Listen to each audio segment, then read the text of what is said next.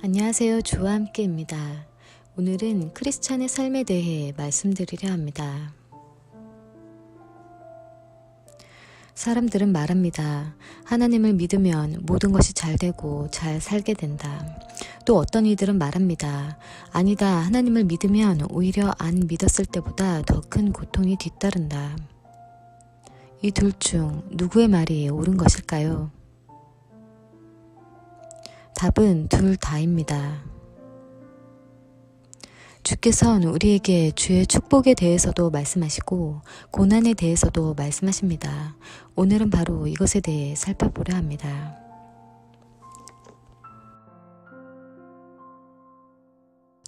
여기 4가지 그래프가 있습니다. 이것이 무엇을 의미하는지 아십니까? 바로 사람들의 삶 속에서의 행복의 척도를 나타낸 그래프입니다. 물론 모든 삶이 이 4가지의 그래프만으로는 설명할 수 없음을 압니다. 하지만 평균적으로 보아 대다수의 사람들은 이 4가지 범주 안에 속해 있지요. 여러분들의 삶은 이 4가지의 그래프 중 어디에 해당이 되십니까? 또 크리스찬의 삶은 이 중 어느 것에 속한다 생각하십니까? 크리스찬의 삶은 바로 이것입니다. 이건 역시 모두 다에게 해당되지는 않습니다. 평균적으로 보아 대부분 이와 같다 하는 것이죠. 우리는 보통 하나님을 언제 만나는지 아십니까? 고통 가운데 신음할 때, 바로 그때 주를 만납니다. 그리고 또 그때 자신의 본 모습을 보게 됩니다. 내가 한없이 낮아져 아무것도 아닌 사람인 것을 알게 되었을 때, 바로 그때 주님을 만나게 됩니다. 나의 비참함을 보게 되었을 때, 나의 추약함을 보게 되었을 때, 내가 병들었을 때, 내가 가난하게 되었을 때, 더 이상 의지할 것이 아무것도 없을 때, 그때 우린 주님을 만나게 됩니다. 그렇게 우리는 대부분 나의 삶이 가장 나락으로 떨어졌을 때, 그때 주를 만나게 되지요. 그 후부터 우린 주께 한없이 은혜로운 사랑을 입게 되어 그 어둠 가운데서 빛을 만나 세상에 새롭게 발디듬하게 됩니다. 주께서는 우리에게 참 회개를 통해 믿음, 소망, 사랑을 알게 하시고 그로 인해 순종하는 삶을 가능케 하시어 주의 은혜와 축복을 부어주시게 되시지요. 그러함으로 우린 나락에서 땅 위로 서서히 올라서게 되는 것입니다. 이로 인해 우린 불가능을 가능케 하시는 주님을 만나게 되며 더욱 주를 신뢰함으로 주께 바짝 붙어있게 되죠. 그런데 어느 순간 참으로 희한한 일이 일어납니다. 주께 전적으로 순종하며 나아가는데 갑자기 자신의 삶에 고난이 찾아옵니다. 나의 머리로는 그것이 왜 내게 찾아오는지 알 수 없습니다. 하지만 어느 날 갑자기 내가 감당치 못할 것 같은 크나큰 고난이 찾아오게 됩니다. 그러함으로 행복했던 삶은 갑자기 어두운 고통의 삶으로 변화되고 기쁨으로 살아 숨쉬던 내 호흡은 죽은 사람 마냥 힘없이 허덕이게 됩니다. 주를 찬양하던 나의 마음은 고통 속에 그저 빨리 이 세상에서 사라져 죽고 싶은 생각에 잠기기까지 합니다. 이전에 나와는 전혀 다른 내가 되어 있는 것입니다. 나는 여전히 주를 사랑하며 서 있는데 그러한 고난이 찾아오게 되는 것이지요. 이렇게 우린 우리의 예상을 넘어 삶의 고비를 맞이합니다. 바로 이때 진정한 크리스찬이라면 어떻게 해야 하겠습니까? 바로 이때 어떤 사람들은 주에게 실망을 느끼고 또 자신에게 실망을 느끼며 주를 떠납니다. 주를 버립니다. 그러함으로 삶의 희망을 완전히 잃어버린 채 절망 속에 빠져있다 자신의 손으로 이 세상의 삶을 끊어버리게 됩니다. 그렇기에 교회에 열심히 다니던 성도들이 결국엔 자살까지 하게 되는 것입니다. 그들은 세상을 이기지 못한 채 사탄에게 굴복되어 자신의 몸, 성전을 파괴시키고 자살을 합니다. 그들은 모두 지옥에 갑니다. 그들은 주께서 주신 삶을 스스로 끊어버리고 주께서 그를 단련하시려 허락하신 고난을 거부한 자입니다. 그러한 자들은 결코 천국에 들어갈 수 없습니다. 그러한데 어떠한 성도들은 그 고난을 딛고 일어섭니다. 서서히 일어서게 됩니다. 더 이상 좌절지 아니하고 오직 주만을 바라보며 주를 신뢰하며 일어서게 됩니다. 희망의 끈을 놓지 않으며 주께 간절히 간구합니다. 자신들을 보아달라, 자신을 이 고난에서 구해달라 간절히 기도하며 주를 붙듭니다. 바로 이러할 때 주님은 그 사람을 주목하며 어떠한 크나큰 고난 가운데에 있더라도 그 사람을 구해주시는 것입니다. 절대 벗어날 수 없을 것 같은 고통의 굴레에서 어느 순간부터 서서히 모든 것이 풀려나가게 되는 것입니다. 주께서 나의 손을 잡고 이끌어 주시는 것입니다. 바로 이러함이 한 번에 그치는 것이 아닌 사는 동안, 내가 이 세상에 사는 동안 계속됩니다. 내가 올라섰다 생각했을 때 주께서는 다시 나를 바닥으로 끌어내리십니다. 그러다 내가 다시 주를 붙잡으면 주께서는 다시 나를 올려주시는 것입니다. 이러함이 계속 반복됩니다. 그러함으로 나는 성장하게 됩니다. 주의 사람으로서 단련되어 매우 순수하고 단단한 정금이 되어가는 것입니다. 내가 모르는 내 안에 있던 더러운 불순물들이 남김없이 빠져나가게 되는 것입니다. 이러함으로 주의 사람들은 단련이 되어 이 세상에 우뚝 서게 됩니다. 어떠한 고난이 와도 이제는 이겨낼 힘이 이전보다는 더 생기게 된 것이지요. 고난에 대해 훈련이 되어진 것입니다. 그러함으로 이 세상을 이길 힘이 길러지는 것입니다. 세상을 이기는 자 천국에 들어갈 것이라 주께서 말씀하셨습니다. 반면 이 사람은 삶의 승승가도를 달립니다. 넘어짐 없이 너무나 순조롭게 성공의 가도를 달리지요. 주위에서 부러워합니다. 저 사람은 대체 왜 저렇게 잘 되는 것일까? 심지어 주위 사람들이 저 사람으로 인해 실족하게 되기까지 합니다. 왜 나는 이 모양인데, 저 사람은 주 앞에 바로 선 자도 아닌데 저렇게 모든 게 잘 되는 것이지? 악인을 부러워하기까지 하게 됩니다. 그런데 모든 것은 끝까지 보아야 하지요. 결국엔 그 사람의 끝이 너무나도 무섭게 급작스럽게 무너지게 됩니다. 마냥 하늘 끝까지 치솟을 것만 같았던 그 행보는 어느 날 갑자기 모든 것이 무너지게 되지요.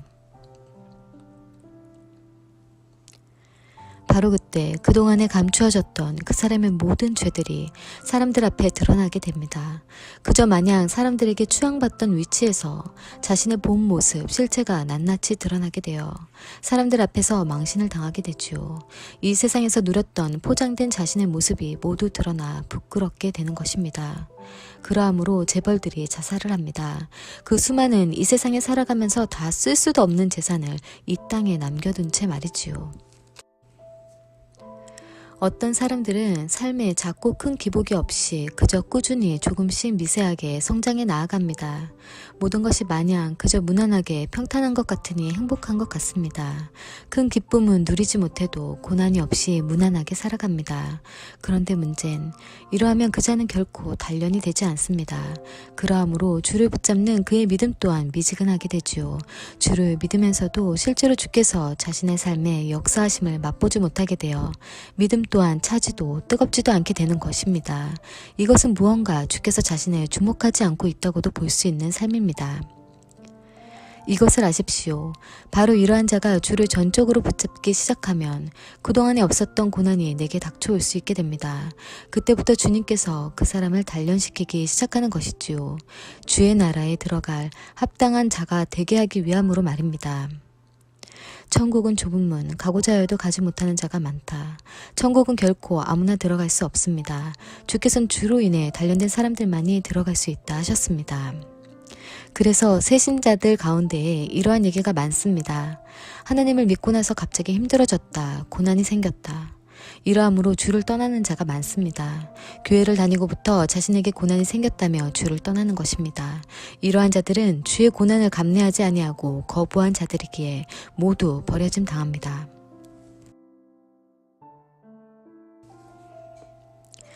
이 사람은 처음부터 이 세상의 모든 것이 주어져 태어난 사람입니다. 이 세상에 부러울 것이 전혀 없는 상태로 태어난 것이지요.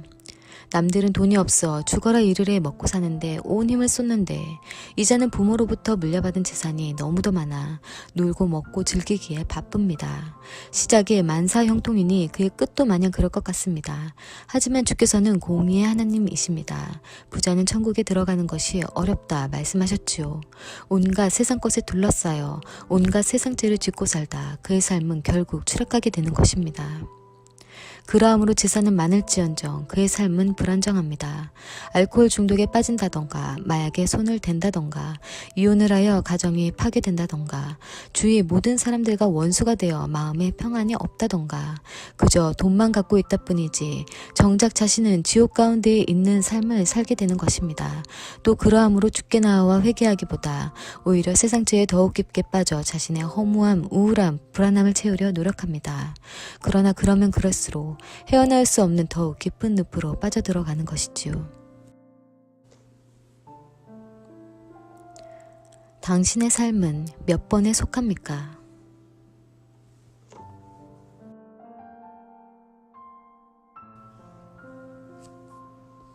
욥기 23장 참으로 그가 나의 길을 아시니 그가 나를 시험하실 때 내가 정금처럼 나올 것이다. 그의 발자취를 내 발걸음이 붙잡았고 그의 길을 내가 지켜 치우치지 않았다. 그의 입술의 명령을 내가 떠나지 않았고 나의 매일 필요한 것보다도 그의 입의 말씀들을 내가 간직했다. 요한계시록 3장 나는 네 일들을 안다. 너는 차지도 않고 뜨겁지도 않다. 나는 네가 차거나 뜨겁기를 바란다. 네가 이처럼 미지근해서 차지도 뜨겁지도 않으니 나는 너를 내 입에서 뱉어버리려고 한다. 요한계시록 2장 너는 앞으로 있을 고난을 두려워하지 마라. 이제 사탄이 너희 중 몇 사람을 감옥에 던져넣어서 너희가 10일 동안 시험받고 고난을 겪을 것이다. 죽기까지 신실하여라. 내가 생명의 면류관을 네게 줄 것이다. 요한계시록 3장 내가 어떻게 받았으며 들었는가를 기억하여라. 그리고 지키고 회개하여라. 만일 내가 깨어있지 않으면 내가 도둑처럼 내게 갈 것이다. 너는 내가 어느 때에 내게 갈지 알지 못한다. 요한계시록 3장 이기는 자는 이처럼 흰옷을 입을 것이며 내가 그의 이름을 생명책에서 지우지 않을 것이고 그의 이름을 나의 아버지 앞과 그의 천사들 앞에서 시인할 것이다. 역대하 15장 당신들이 여호와와 함께 있으면 여호와께서 당신들과 함께 계시고 당신들이 그를 구하면 그가 당신들을 만나주시고 당신들이 그를 버리면 그도 당신들을 버리실 것입니다.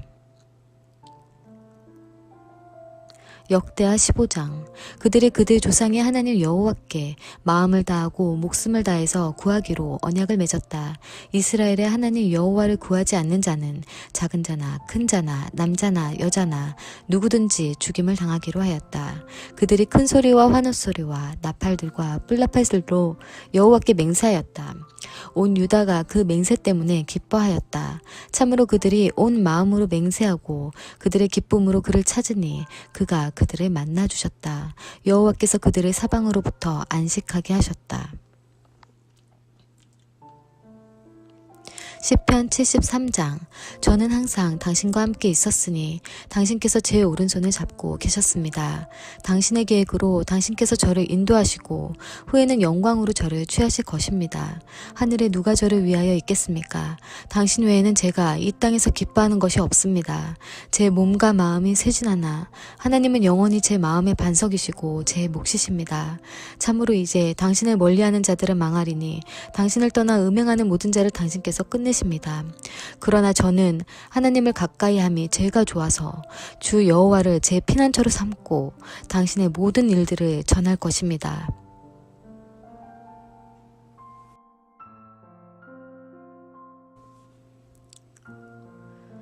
마태복음 21장. 예수님께서 그들에게 대답하여 말씀하셨다. 진실로 내가 너희에게 말한다. 만일 너희가 믿음이 있고 의심하지 않으면 그 무화과 나무가 당한 일을 너희도 할 뿐만 아니라 이 산에게 뽑혀져 바다에 던져지라 라고 하여도 그대로 될 것이다. 너희가 기도로 구하고 믿는 것은 무엇이든지 다 받을 것이다.